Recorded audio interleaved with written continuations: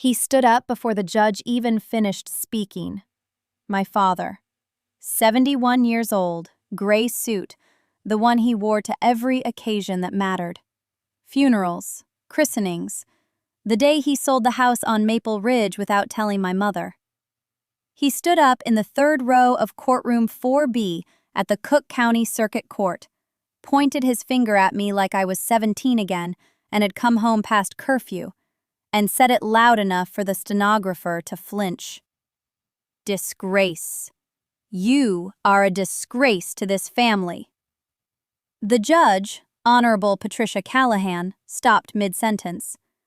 I watched her reading glasses slide a quarter-inch down her nose. She didn't remove them.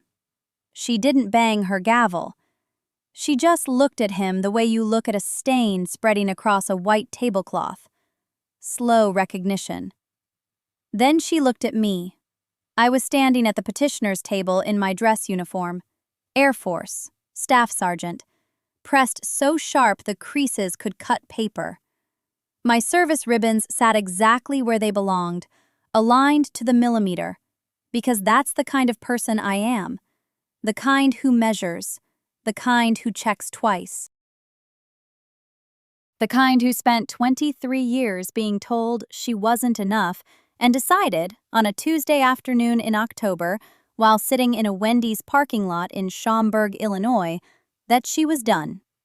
Not angry done, not dramatic done the way a bone finally sets after being broken too many times. Quiet. Permanent. The courtroom went so still I could hear the ventilation system clicking above us. 42 people in that room.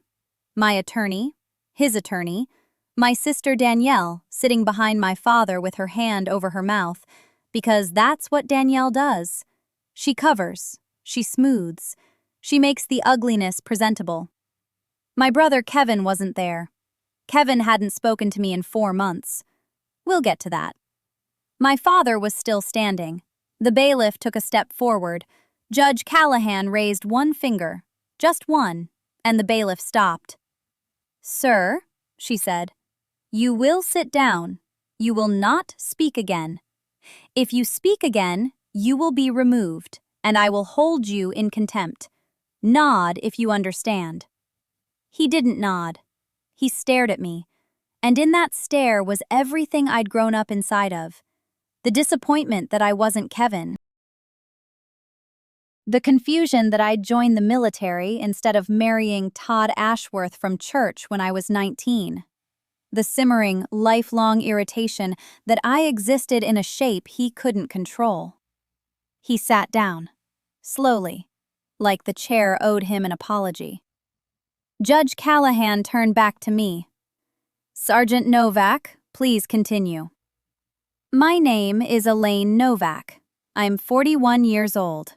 I'm a staff sergeant in the United States Air Force Reserve, currently assigned to the 928th Airlift Wing at Scott Air Force Base. During the week, I work as a logistics compliance officer for a freight company in Naperville. I have a 9-year-old daughter named Margot, who is afraid of thunderstorms and loves drawing horses. And I have spent my entire adult life being the person in my family who is called last, told least, and blamed first. This is the story of how I walked into a courtroom to claim what was mine and watched my father try to take it from me one final time. It's also the story of how he failed.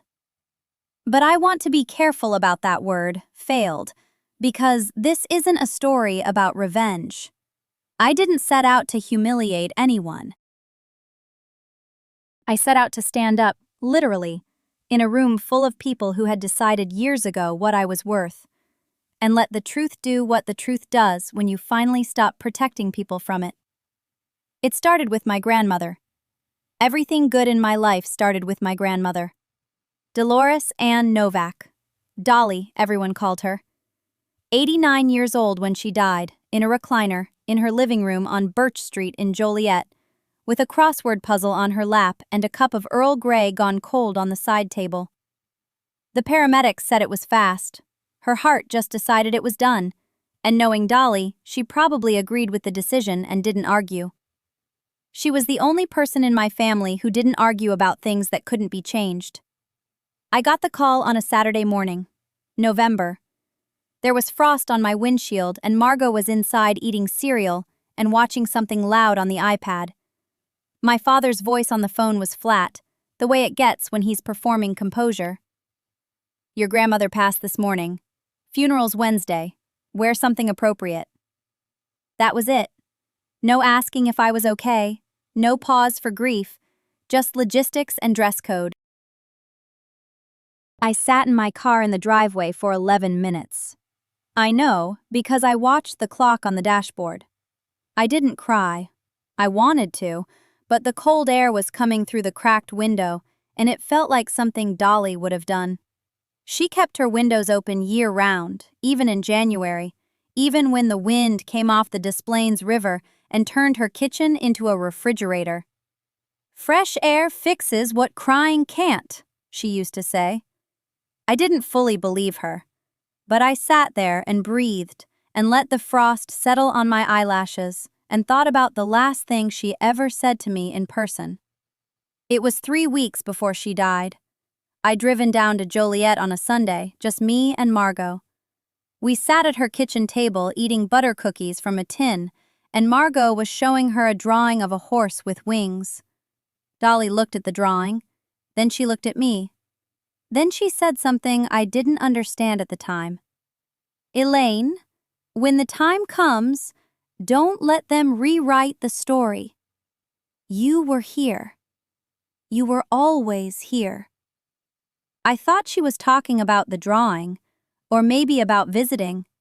I smiled and said, "Of course, Grandma," and poured more tea. She wasn't talking about the drawing. She was talking about the will, about the house, about the $240,000 in a brokerage account that nobody in my family knew existed except her attorney and, eventually, me. She was talking about 23 years of silence and service and showing up when nobody asked me to. And she was telling me, in the only way Dolly ever told you anything important, sideways and quiet, that she had been paying attention the whole time. But I didn't know any of that yet. Not on that frozen Saturday morning. Not at the funeral, where my father gave a eulogy that mentioned Kevin 4 times and me once, in passing, as the kids. Not at the reception afterward, where Danielle squeezed my arm and whispered, "Nice of you to come," as if I'd flown in from another continent instead of driving 40 minutes from Naperville. I didn't know what was coming. None of us did. But Dolly knew. Dolly had planned it down to the last comma in the trust document. And the thing about a woman like Dolly is that when she decides something, she doesn't announce it. She just lets it happen, the same way weather happens, and then everyone stands around asking how they didn't see the storm coming. I should have known. The signs were all there. My name is Claire Alderman. I was 36 years old the day my grandmother died, and I had been a staff sergeant in the United States Army for 11 years. Before that, I was a terrified 19-year-old girl from Wheaton, Illinois, who signed her enlistment papers at the recruiting station on Roosevelt Road because the alternative was another year of sleeping on a mattress in her father's basement, listening to him tell anyone who would listen that his daughter would never amount to anything worth counting. He said that a lot. Not in anger. That's the part people don't understand. Richard Alderman never raised his voice in rage. He raised it in disappointment, which is a quieter weapon and cuts deeper because it sounds like concern. He would sit at the head of the dinner table, carving whatever my stepmother Danielle had roasted that evening, and he would talk about Kevin's new promotion at the brokerage, Kevin's golf handicap, Kevin's plans to buy a condo in Lincoln Park. Then he would glance at me and say something like, "Claire's still figuring things out." I was 23 and had just completed advanced individual training at Fort Lee. I had graduated second in my class. He said, figuring things out the way you'd describe a dog circling before it lies down. I want to be fair about this. My father is not a monster. He never hit me. He paid for braces and a winter coat every year and drove me to school when the buses were canceled. He was present in the way a piece of furniture is present. You can sit on it. It holds weight. But it never asks how your day was. The problem was simpler and worse than cruelty. My father had a picture in his mind of what his children should look like, and Kevin fit inside it the way a coin fits a slot. Kevin was 6'1", broad, easy with people, had my father's jawline and my father's laugh. He went to the University of Illinois on a partial scholarship and came back talking about derivatives and market exposure, and my father would lean forward at the table with his elbows on either side of his plate and listen like Kevin was revealing the location of buried treasure. I was 5'4", quiet, built like my mother, who left when I was 9 and whose name was not spoken in the house the way certain saints are not depicted in certain churches. Too holy or too profane, I was never sure which. I joined the army because Dolly told me to. Not in those words. Dolly never told anyone to do anything directly. She was my father's mother, Dorothy Alderman, and she lived alone in a yellow brick bungalow on Kenilworth Avenue in Villa Park that smelled like lavender sachets and old newsprint. She had been a bookkeeper for 31 years at a plumbing supply company on North Avenue. She balanced their accounts by hand until 1994, when they finally bought a computer, and then she balanced them by hand anyway and used the computer to check her work. She trusted numbers the way some people trust God, completely and without negotiation.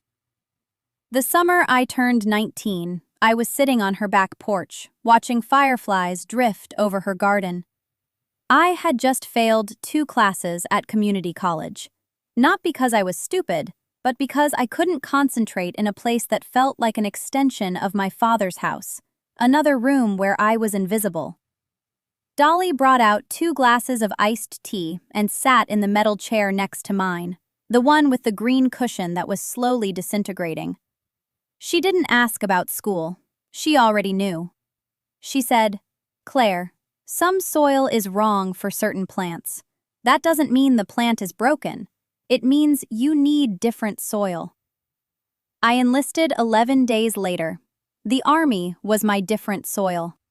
I discovered that I was good at logistics, which is a polite word for making sure the right things reach the right people at the right time, which is actually the hardest job in any organization, and the one that gets the least credit. I was stationed at Fort Bragg, then Fort Campbell, then deployed to Kuwait for 14 months during a supply coordination mission that I still cannot fully discuss. I earned commendations. I received a meritorious service ribbon. My commanding officer, a lieutenant colonel named Reeves who had the emotional range of a filing cabinet, once told me I was the most reliable NCO in his battalion. He said it without looking up from his paperwork. From Reeves, that was practically a sonnet. None of this mattered at the Alderman dinner table. I would come home on leave, and Danielle would set an extra place, always at the far end, near the kitchen doorway where the draft came through in winter. My father would nod at me the way you nod at someone holding the elevator. Kevin would ask, "So, still doing the Army thing?" And before I could answer, Danielle would steer the conversation toward Kevin's bonus, or the vacation property they were looking at in Lake Geneva. I learned to eat quickly and excuse myself to Dolly's house, where I would sleep in the small bedroom upstairs with the quilt that smelled like cedar. Dolly never asked me to justify my career. She asked me to describe it. How does supply chain routing work across 3 time zones? What happens when a shipment gets mislabeled in the field? She would listen with the same focus she once gave to ledgers, nodding, occasionally asking a question so precise it startled me. She understood systems. I had a bad left knee from a training accident at Campbell, a torn meniscus that healed wrong because I waited too long to report it. because reporting injuries felt like admitting weakness in a family where weakness was the only unforgivable sin. It ached in cold weather. It ached the morning of her funeral. It ached as I stood at the back of the room at the reception, watching my father accept condolences as if Dolly had been primarily his mother and only incidentally my grandmother, and I pressed my weight onto my right leg and said nothing. That was always my role, saying nothing, standing at the edge, watching. Dolly once told me, late on a Thanksgiving night when everyone else had gone home and we were washing dishes side by side, "Quiet is not the same as weak, Claire. Quiet is just where strong people keep their ammunition." I dried a serving platter and put it away, and didn't understand what she meant. I understand it now. The first time my father took credit for something I did, I was 19 years old. It was a small thing, or at least that is what I told myself then. He had been struggling with a property dispute over a parcel of land near Lake Chattooge that Dolly had deeded to him years before a neighbor started building a fence 3 feet over the property line. My father complained about it at every Sunday dinner for 2 months straight. He called the neighbor names.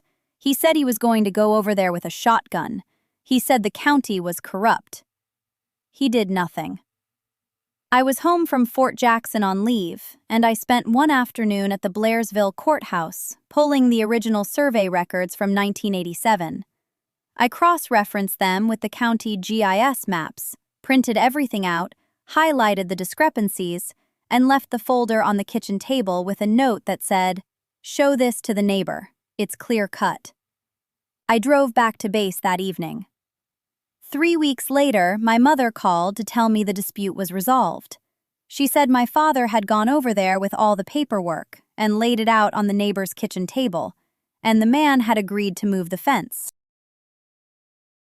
My mother said, "Your daddy really handled that well." I waited for her to mention the folder. She didn't. I asked, casually, if my father had said where the documents came from. There was a pause. "He pulled them from the courthouse himself," she said. "Spent a whole afternoon there." I said that was great. I said I was glad it worked out. I hung up and sat on the edge of my bunk in the barracks and stared at the cinder block wall for a long time. My bunkmate, Sergeant Reeves, asked me if I was all right. I said I was fine. I was fine. The second time was bigger.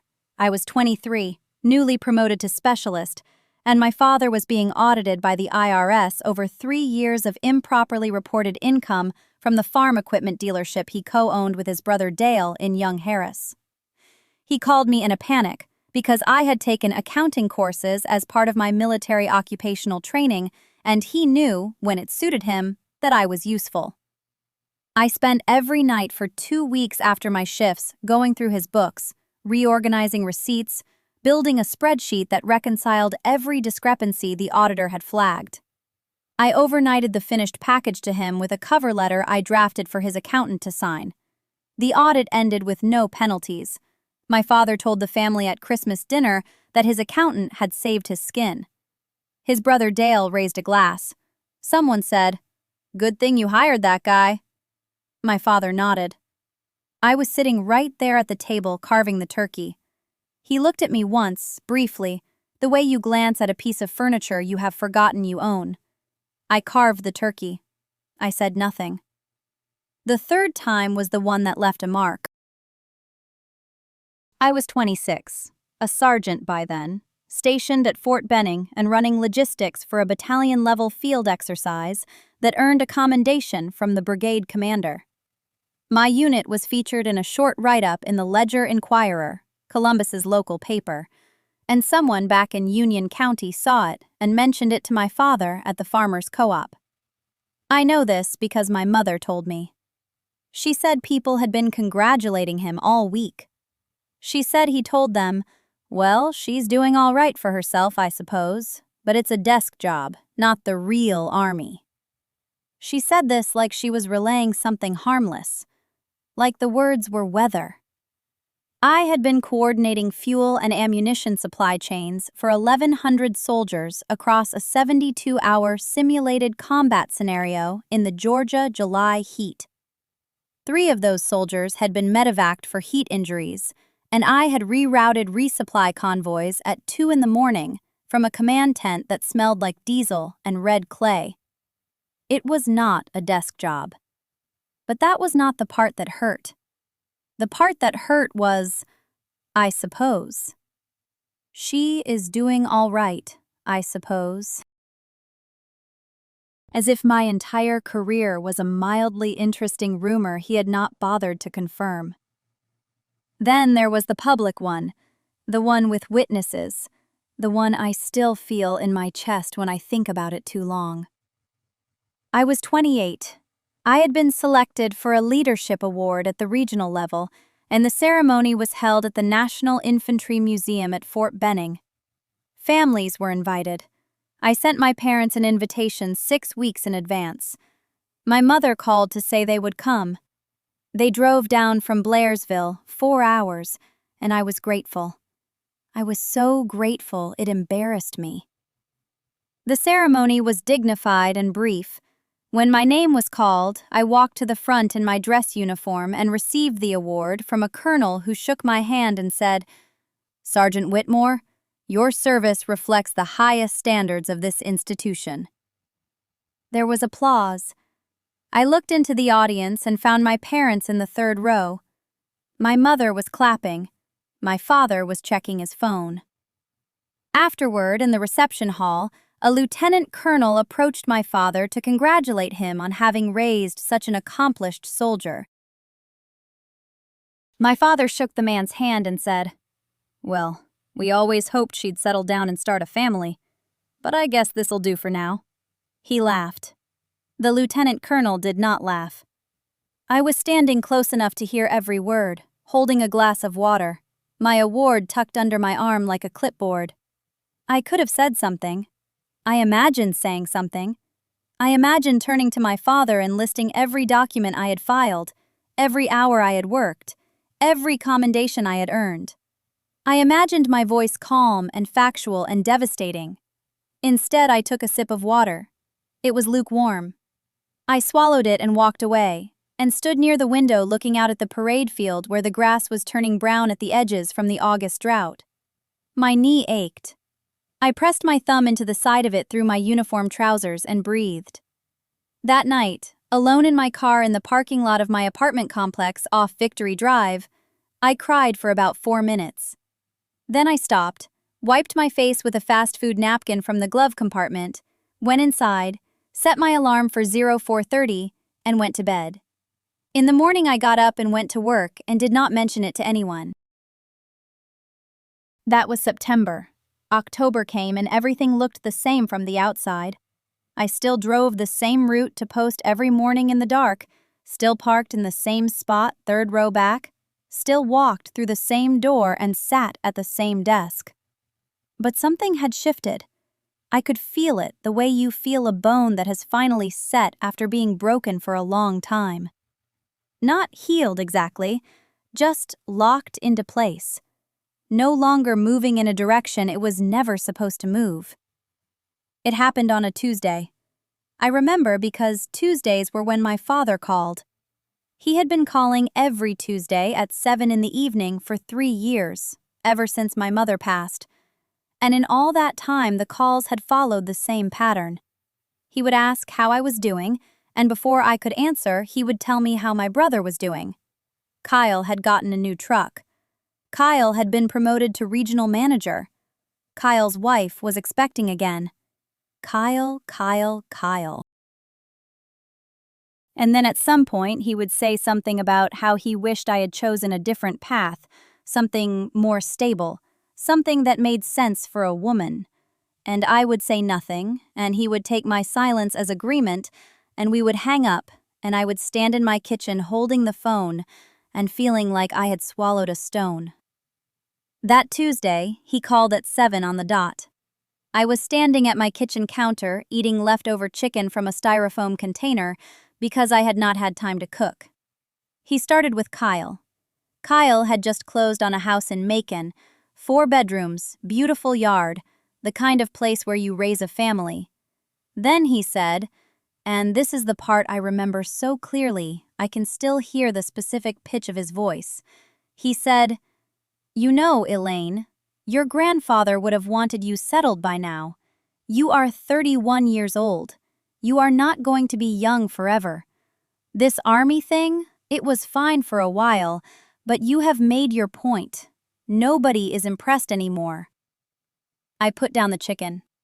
I wiped my hands on a paper towel, and I said, "Dad, Grandpa Henry told me once that silence is not the same thing as agreement. Do you remember that?" He paused. I could hear the television in the background. Some game show. I said, "I have been silent for a long time. I think you have mistaken that for something it is not." He said, "What is that supposed to mean?"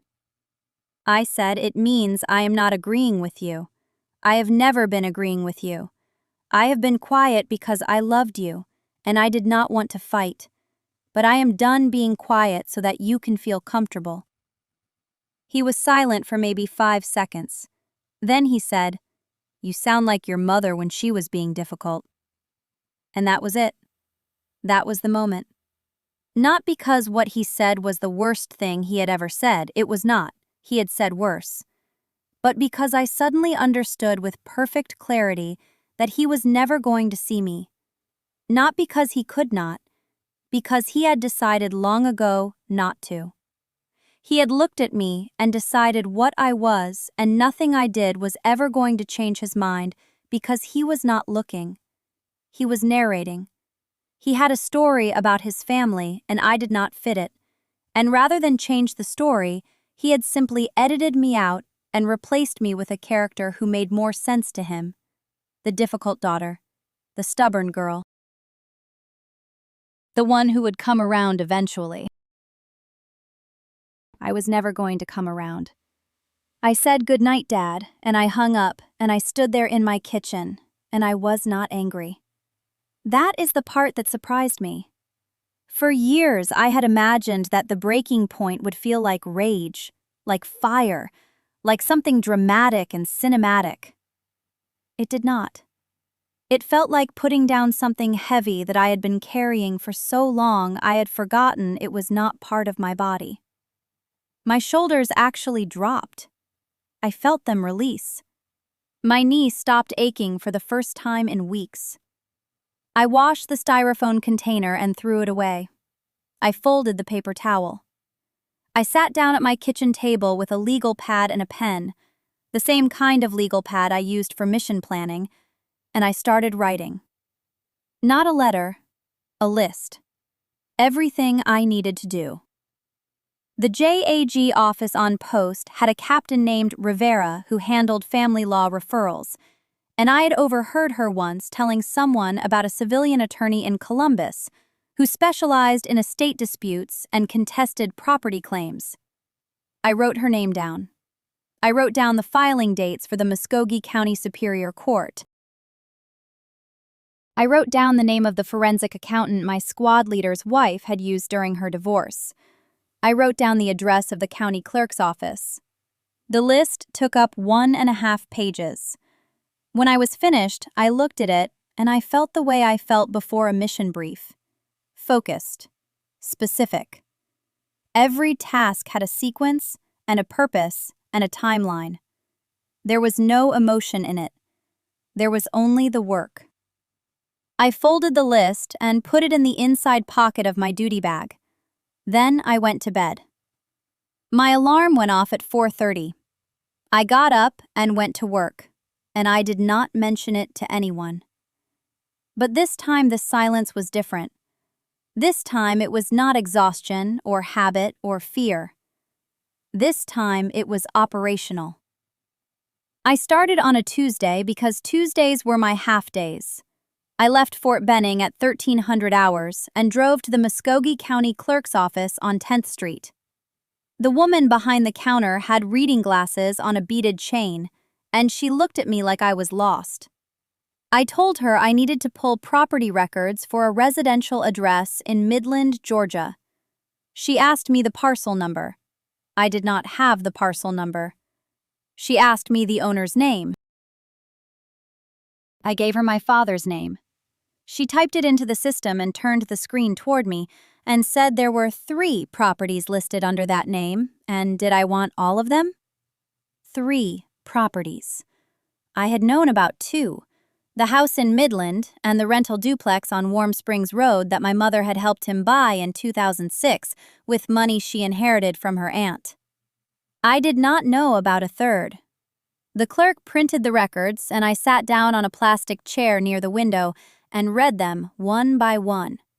The 3rd property was a half-acre lot on Boxwood Drive, purchased in 2014. Listed value $41,000. The year my mother asked him to help her replace the roof on the Midland house, and he told her he could not afford it.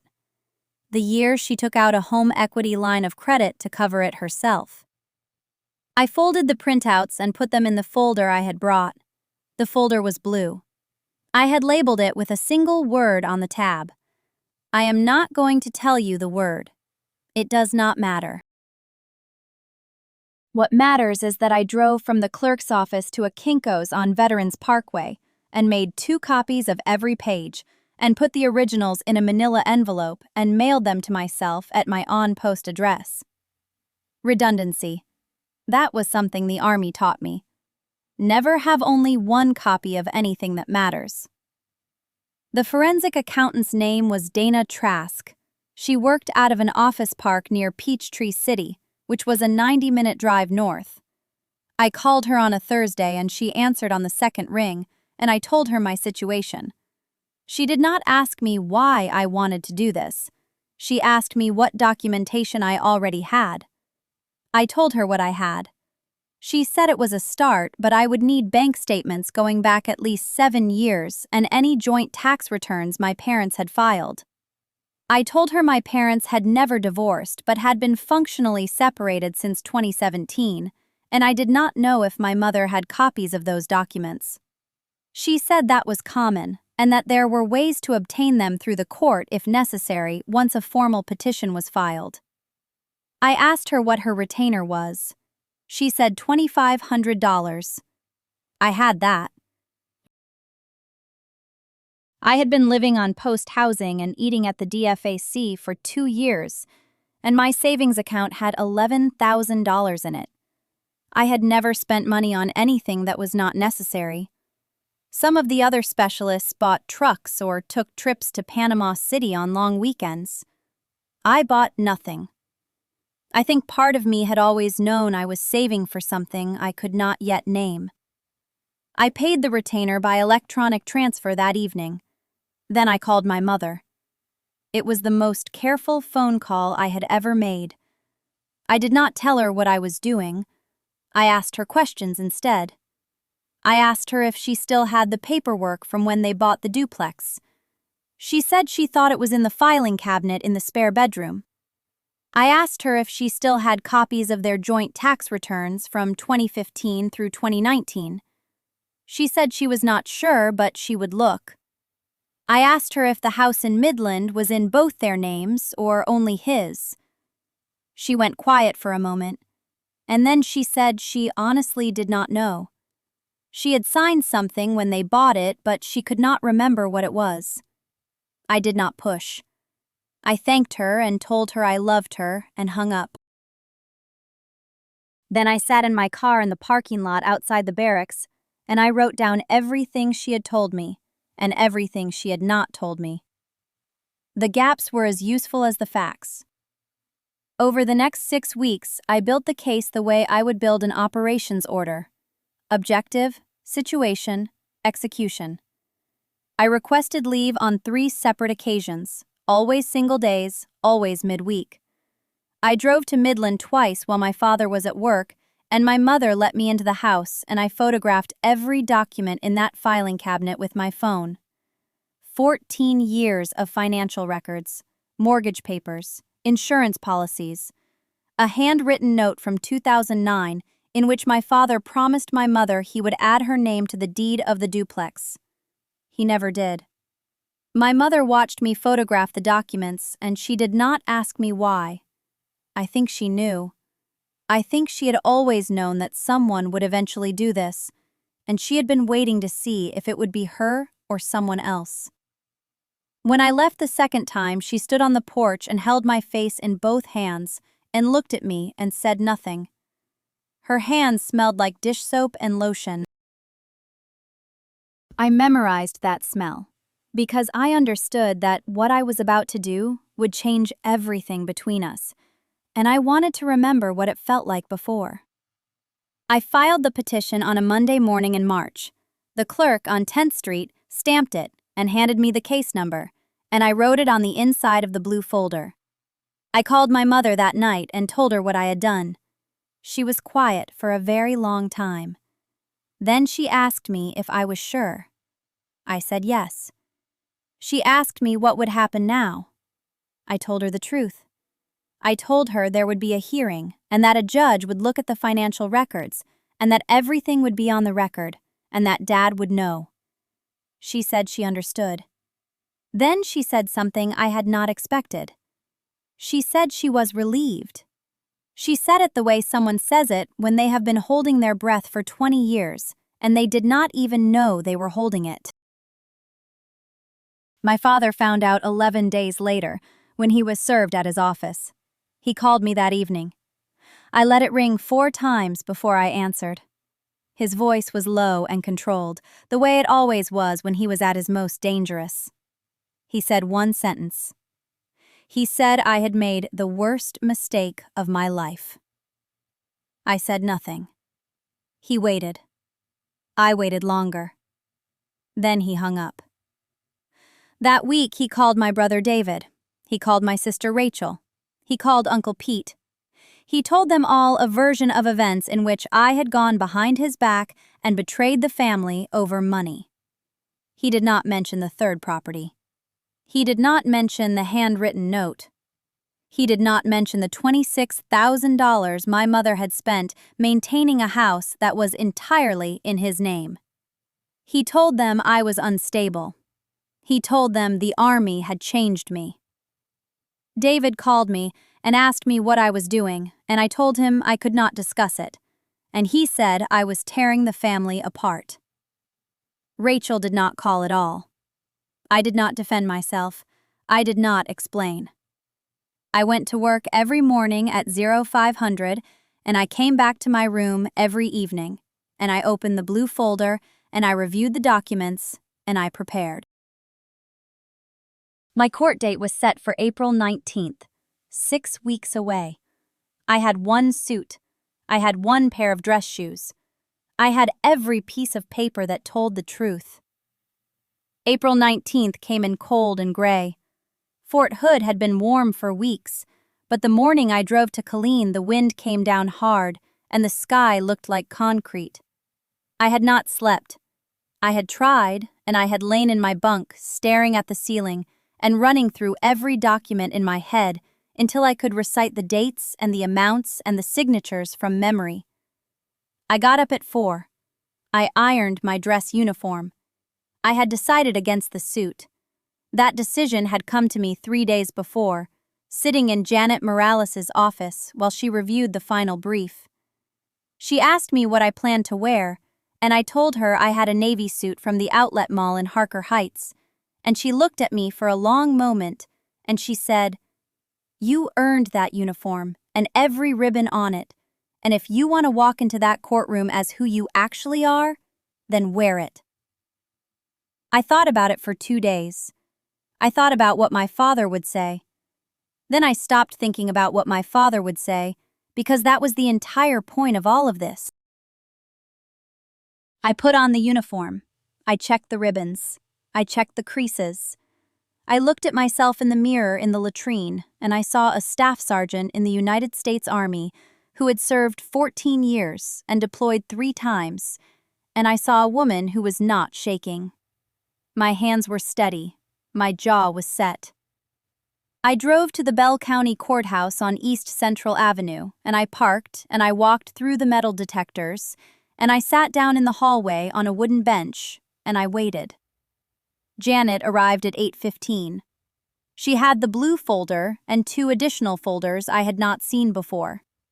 She told me the judge was Honorable Margaret Dawson, and she told me Judge Dawson did not tolerate theatrics, and she told me that was good for us. I nodded. My father arrived at 8:32. I know the exact time because I looked at the clock on the wall above the courtroom door when I heard his voice coming down the corridor. He was with David. He was with his attorney, a man named Lester Brooks, who had an office on Rancier Avenue and who had handled my father's business dealings for 11 years. My father was wearing his good gray suit, the one he wore to church on Easter. David was in khakis and a blazer. They came around the corner and they saw me, and my father stopped walking. He stopped completely. He looked at my uniform. He looked at the ribbons and the rank and the name tape that read Hargrove, and his face changed. It went from surprise to something darker, something I had seen before but never directed at me with this much force. He walked toward me. Lester Brooks put a hand on his arm, and my father shook it off. He stood in front of me, and he said, "What the hell are you wearing?" I said, "My uniform." He said, "You are not wearing that in there." I said, "It is what I am wearing." He said, "You are trying to manipulate a judge with a costume, and I am not going to let you embarrass this family." I said nothing to that. David stood 6 feet behind him and looked at the floor. My father leaned in close enough that I could smell his aftershave, the same Old Spice he had worn my entire life, and he said, "You take that off, or you do not walk into my courtroom." I said, "It is not your courtroom." The bailiff opened the doors at 8:45. We filed in. The courtroom was smaller than I expected. Wood paneling, fluorescent lights, an American flag in the corner that had a small tear near the bottom stripe. Judge Dawson was already seated.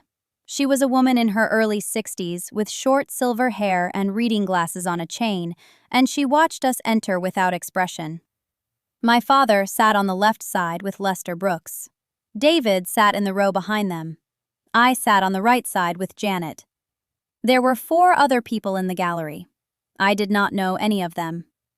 Judge Dawson began with preliminary matters. She confirmed the case number. She confirmed the parties. She asked Lester Brooks to present his client's position. Brooks stood, and he was smooth and practiced, and he talked about my father's lifetime of hard work and his 3 properties and his desire to distribute his assets according to his values and his judgment as the patriarch of the family. He said the word patriarch twice. He said my father had provided for his children generously and consistently, and that the petitioner, meaning me, had become estranged due to personal choices, including a military career that had taken her away from the family. He said I had not been present for holidays. He said I had not contributed to family life. He made it sound reasonable. He made it sound like I had simply wandered away and was now wandering back with my hand out. Then it was Janet's turn. She stood, and she was not smooth the way Brooks was smooth. She was direct. She opened the blue folder and she said, "Your Honor, I would like to enter into evidence a series of financial records documenting 26 years of monetary transfers from the petitioner and her late mother to the respondent." Judge Dawson nodded. Janet handed the documents to the clerk. She said, "These records show that between 1997 and 2023, the petitioner's mother, Linda Hargrove, contributed $61,400 to the maintenance, tax payments, and mortgage of the property at 3412 Meadowbrook Lane, a property titled solely in the respondent's name. She said the petitioner herself contributed an additional $14,200 from her military pay beginning in 2009. She said none of these contributions were acknowledged in any proposed distribution. My father shifted in his chair. I watched him. His jaw tightened. Janet continued. She entered the handwritten note. She read it aloud. It was dated March 15, 2001, written in my mother's handwriting, and it said, "Ray has agreed that the Meadowbrook house will go to Elaine when the time comes. This is our agreement." Below it were two signatures, my mother's and my father's. Lester Brooks objected. He said the note was not a legally binding document. Judge Dawson looked at the note for a long time. She looked at my father. She asked him if that was his signature. He did not answer immediately. Brooks leaned over and whispered something. My father said it might be, but he did not remember the context. Judge Dawson removed her glasses. She set them on the bench. She said, "Mr. Hargrove, I am going to ask you once more.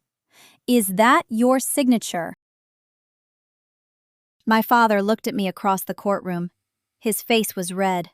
The vein in his temple was visible from 15 feet away. He stood up even though no one had asked him to stand, and he pointed at me, and he said, "This girl is a disgrace." He said she put on that uniform to try to make me look bad. He said she has been scheming with her mother's memory against her own father, and she should be ashamed. The courtroom went silent. Not quiet. Silent. The fluorescent lights buzzed overhead, and that was the only sound. Judge Dawson did not move. The clerk did not move. Janet put her hand on my arm under the table, and I did not need it, but I appreciated it. Judge Dawson let the silence hold for 5 full seconds. Then she said, "Sit down, Mr. Hargrove." He sat. She said, "I will not have outbursts in my courtroom." She said Staff Sergeant Hargrove is entitled to wear her uniform, and I will note for the record that her service to this country is not relevant to my decision, but it is not a disgrace. She looked at my father when she said the word disgrace, and he looked away. She ruled from the bench that afternoon. She did not need additional hearings. She awarded me full ownership of the Burnsville property. She awarded me the workshop and everything in it. She awarded me the 1967 Ford Fairlane that my grandfather had rebuilt with his own hands in 1989, and that my father had claimed was a gift to him, despite the title being in Grandpa Earl's name, with a transfer on death designation that named me. She awarded me the savings account at First National Bank of Burnsville, containing $41,800, which my father had attempted to move into a joint account with Donna 3 weeks after the funeral, and which the bank had frozen at Janet's request. She denied my father's claim to the house. She denied his claim to the tools. She denied his counterclaim that I had exercised undue influence over a dying man. She said the evidence of Earl Hargrove's mental competence was overwhelming and well documented by his physician, Dr. Annette Coleman, who had provided a signed affidavit. She said the will was valid and unambiguous, and that the challenge had no merit.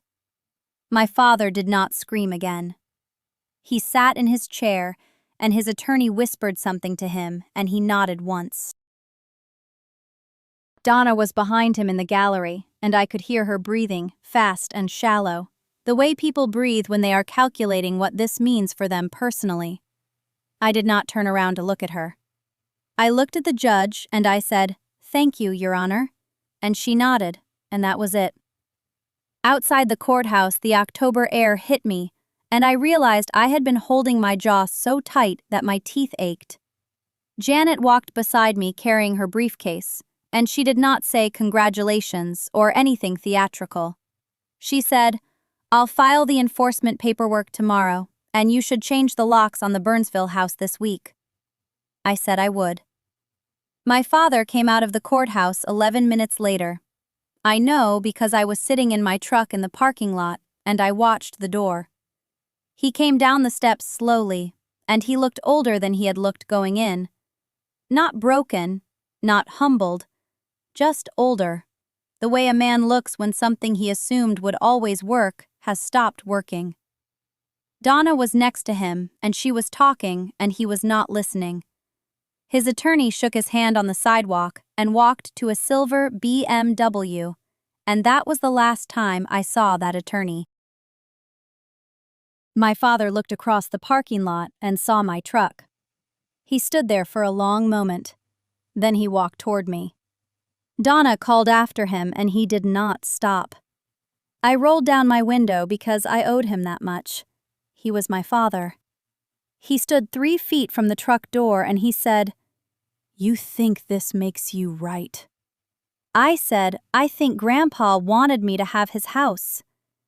He said, "Your grandfather was a fool, and you are a fool, and you will lose that house within 2 years because you do not know what it costs to maintain a property." I said, "Maybe." He said, "I am your father." I said, "Yes, sir." He said, "This is not over." I said, "It is." He walked away. Donna followed him. They got into his Dodge Ram and pulled out of the lot, and I sat there for a long time with the engine off. The first call came 3 days later. It was not from my father. It was from my Aunt Patricia, his sister who lived in Rolla. She said, "Cassie, I heard what happened, and I want you to know I think Earl would have been proud of how you handled it." I said, "Thank you, Aunt Pat." She said, "Your father is telling people you hired a crooked lawyer and that the judge was biased." I said, "I know." She said he called me at 10 o'clock last night and asked me to talk to you about selling the house and splitting the money. I said, "What did you tell him?" She was quiet for a moment, and then she said, "I told him Earl knew exactly what he was doing, and that Robert needs to stop pretending otherwise." That was the first time in my life I heard anyone in the family say something like that about my father out loud. The second call came 5 days after the ruling. It was from my father. He did not yell. His voice was flat and controlled, the way it got when he was managing something. He said, "Cassie, I have been thinking about this situation, and I believe we can come to an arrangement that works for both of us." He said the house needs a new roof and the furnace is 15 years old, and he did not think I understood the financial burden. He said he would be willing to take the house off my hands for a fair price, and we could put this behind us. I said no thank you. He was quiet. Then he said, "You are making a mistake." I said that is possible. He said your mother would be disappointed in you. I closed my eyes when he said that. My mother had been dead for 9 years, and he had not mentioned her in at least 4. I said, "Goodbye, Dad," and I hung up. Donna called the next morning. She was sweet. She was always sweet when she wanted something. She said, "Cassie, honey, I know things have been tense, but family is family, and your daddy just wants what is best for everyone." I said, "Donna, I appreciate you calling, but the court has made its decision." She said, "Well, I just think it is a shame that money has to come between a father and his daughter." I said, "I agree." She did not know what to do with that, so she said, "Well, all right then," and hung up. I changed the locks on the Burnsville house that Saturday. I drove down from Fort Leonard Wood, and I brought a new deadbolt and a new knob set from the hardware store in Waynesville. The house smelled like Grandpa Earl. Sawdust and coffee and the faint sweetness of the pipe tobacco he had quit smoking in 2014, but that had soaked into the walls over 40 years. I walked through every room. The kitchen, where he taught me to make biscuits from scratch when I was 8. The living room, where he sat in his recliner and watched Cardinals games, and told me that patience was not waiting. Patience was knowing what you were waiting for. The workshop out back, where every tool hung on a pegboard with its outline traced in black marker, so you always knew where it belonged. I sat on the porch and called my brother Kevin in Fayetteville. We had not spoken since the funeral. He had not come to the hearing. He answered on the fourth ring, and I said, "Kevin, it is Cassie." He said, "I know." I said, "I want to tell you what happened with the will." He said, "Dad already told me."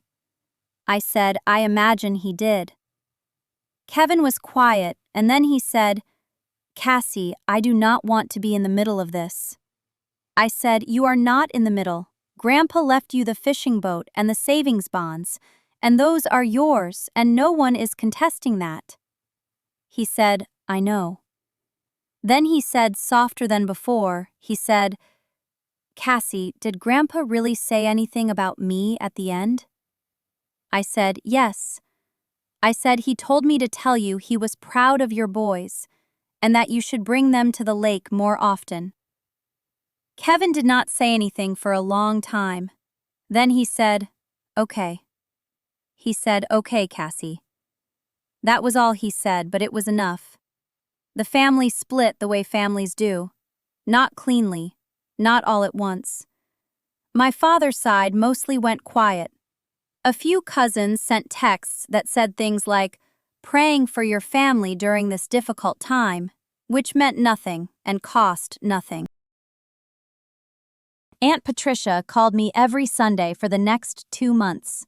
She told me stories about Grandpa Earl that I had never heard, about how he had worked 3 jobs in 1971 to keep the house, and how he had once driven 14 hours straight to bring my grandmother home from a hospital in Memphis. She said your grandfather loved that house because he nearly lost it, and anything you nearly lose becomes sacred. I wrote that down on a piece of paper and taped it to the refrigerator in the Burnsville kitchen. I kept that piece of paper on the refrigerator for a long time, months. Through the winter, when the pipes in the upstairs bathroom froze, and I spent a Saturday morning with a hairdryer and a wrench learning how old houses talk to you when they are hurting. Through the spring, when I planted rosemary and basil in the window boxes the way Grandpa Earl used to do, even though I had never planted anything in my life and had to watch 4 videos on my phone just to understand what kind of soil to buy. The paper got stained with coffee, and the ink started to blur, but I could still read it. Anything you nearly lose becomes sacred. I thought about that a lot during those months. Not just about the house, about all of it, about time, about the years I had spent keeping my head down and my mouth shut while my father and Darren built their version of the family story, the one where I was a background character, the one where my choices were footnotes and my silence was agreement. I thought about every Thanksgiving I had driven to that house and sat at the table and let someone else say grace over food I had paid for. I thought about every phone call where I heard the tone in my father's voice, that specific flatness, like he was talking to someone he had already decided was not important. And I asked myself the question I had been avoiding for years. Why did I let it go on so long? There is no good answer. Or maybe the answer is so ordinary it does not feel like enough. I loved him. He was my father. I wanted him to see me, and I kept believing that one day he would, and that the seeing would happen naturally, like weather changing, like a season turning.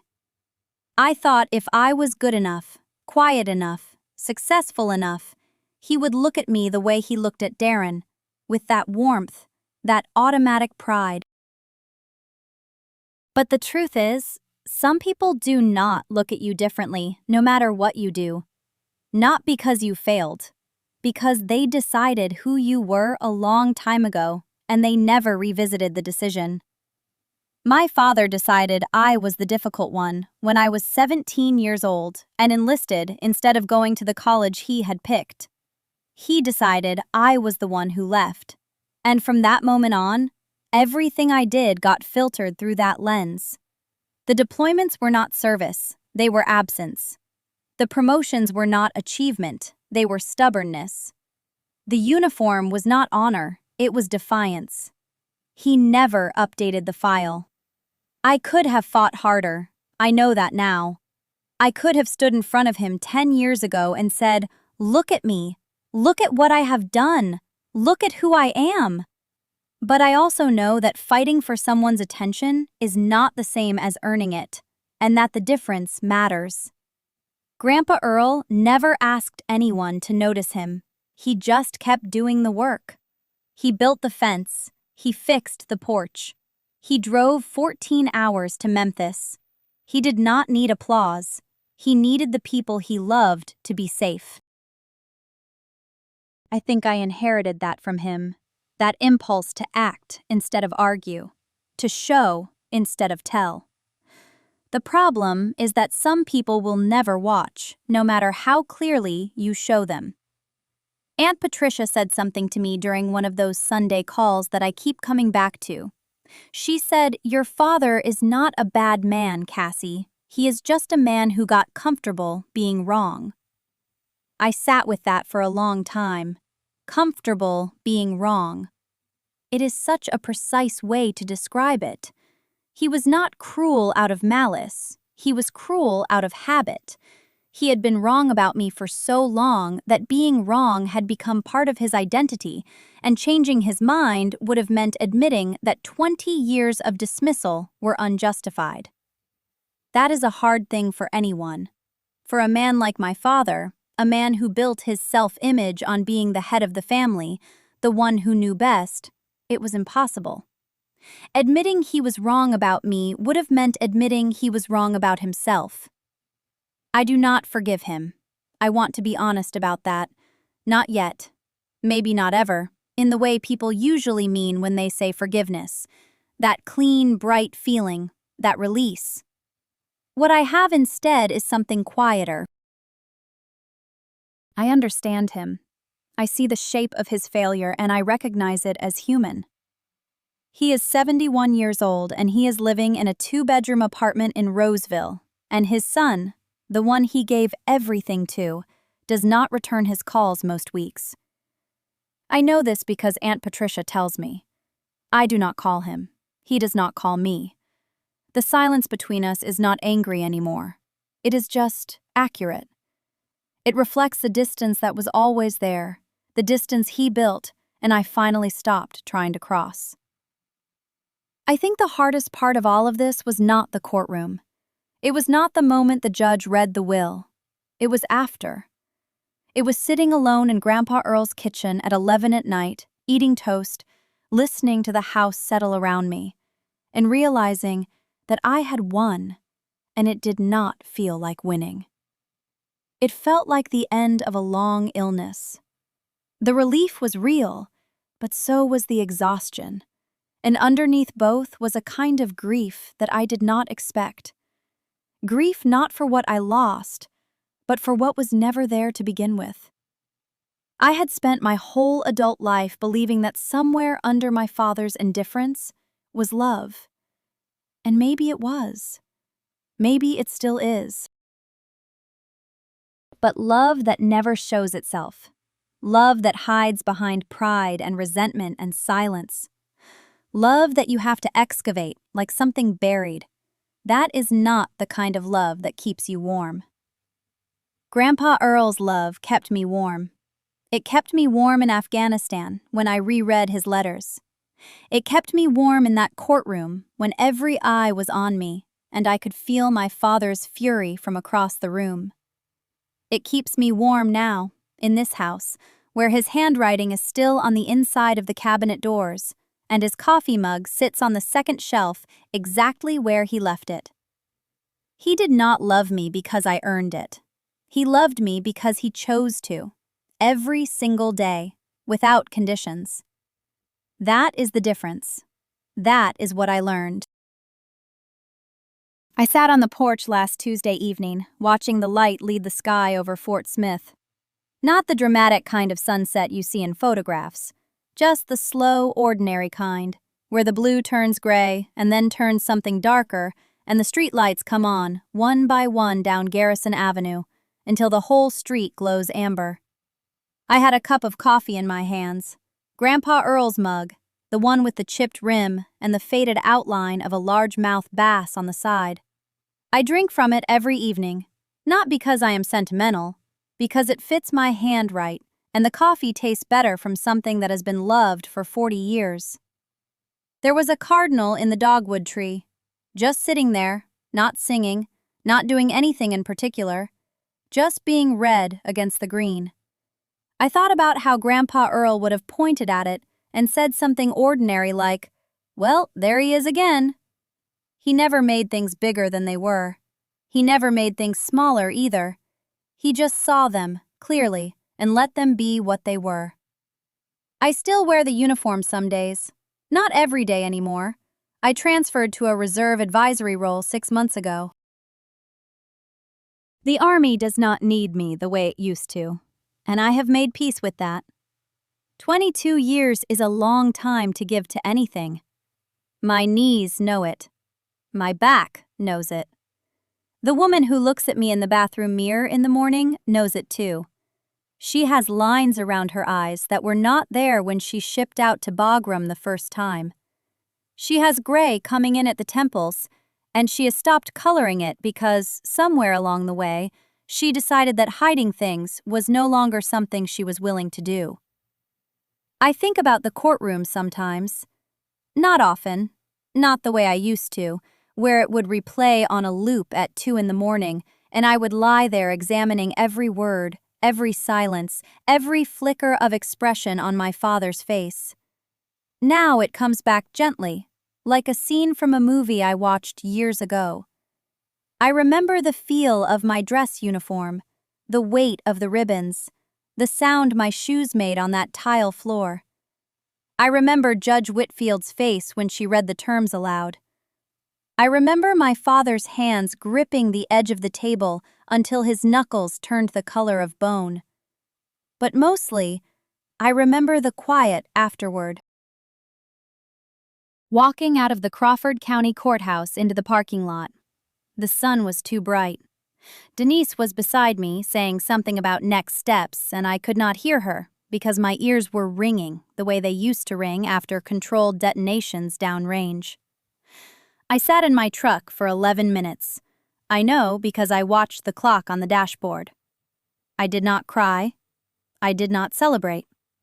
I just sat there and breathed and let the fact of it settle into my body like rain soaking into dry ground. The house is mine. The land is mine. Not because I took it from anyone, because a man who loved me decided I should have it, and the law agreed, and no amount of shouting in a courtroom could undo that. My father still lives 14 miles away in the house on Vine Street. We do not speak. He called once, about 4 months after the ruling, and left a voicemail that was 38 seconds long. Most of it was breathing. At the end, he said, "You could have handled this differently." I listened to it twice, and then I deleted it. Not out of anger, out of clarity. Because he was right. I could have handled it differently. I could have given in. I could have folded the way I folded for 37 years of my life, agreeing and apologizing and making myself smaller so he could feel like the biggest thing in the room. I could have handled it differently. I chose not to. Darren sends me a text every Christmas. Just a picture of his kids, no words. I do not know what it means. Maybe he does not either. Maybe that is all right. My mother called last spring. She said she wanted to see the garden. She came on a Saturday and we walked the rows together and she touched the tomato leaves the way you touch something you remember from a long time ago.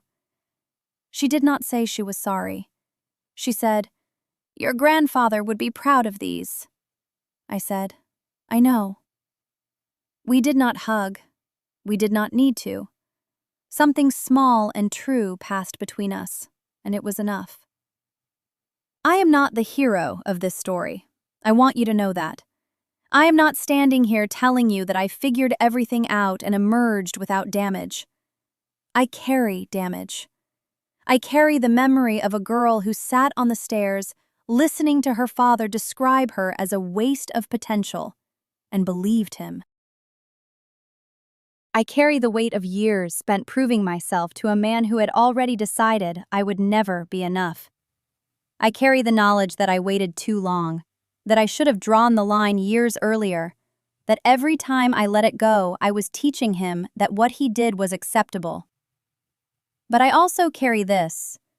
I carry Grandpa Earl's voice saying, "The quietest person in the room is usually the one paying the most attention." I carry the look on Judge Whitfield's face when she turned to my father and said, "This court finds no grounds."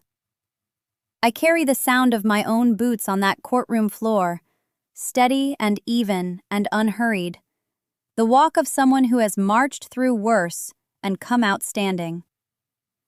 If you are listening to this and you recognize something, if there is a voice in your life that has been telling you that you are not enough, that your accomplishments are a disgrace, that your strength is an inconvenience, I want to tell you one thing. You do not have to scream. You do not have to fight. You do not have to prove anything to anyone. You just have to know, quietly, in the part of yourself that no one else can reach, what is true. And then you hold on to it. You hold on to it the way you hold a coffee mug with a chipped rim on a Tuesday evening while the light fades and a cardinal sits in a dogwood tree doing nothing at all except being exactly what it is. That is enough. You are enough. The quiet ones always were.